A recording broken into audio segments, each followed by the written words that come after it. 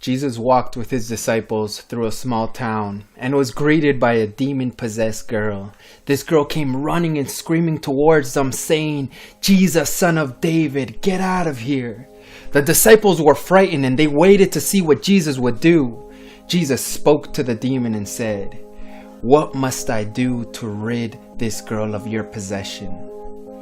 The demon responded in the most demonic voice imaginable, "Let me possess you, and this girl will be free." To this day, the residents of this small town tell the legend of the man who became demon-possessed in order to save this young girl. There are people who say that if we want to help the world, then we need to set a good example for them. After we do that, then people will want to emulate us, they say. But maybe that type of thinking only creates separation instead of bringing us together. Since none of us is perfect, when we try to be holy, we end up coming across as hypocritical and arrogant. Maybe we need to be corrupted, dare I say perverted by the world in order to help it. Let me explain what I mean by that. Let's say I go down to the Amazon to live with a secluded tribe there.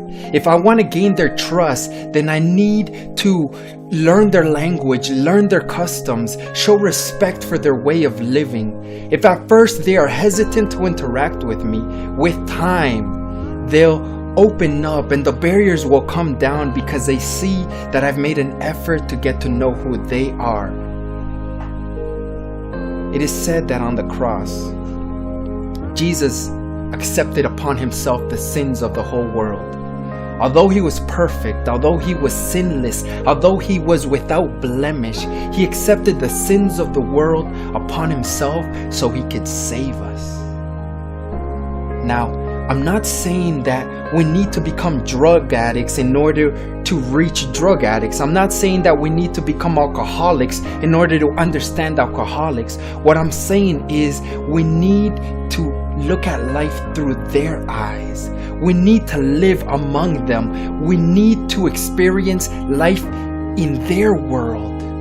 We need to show them respect for who they are as individuals without allowing our prejudice to dictate the way we treat them. Maybe when we learn to treat people with humility instead of pride, when we open ourselves up about our own problems and demons that we struggle with, maybe then we'll be able to be of service to the world.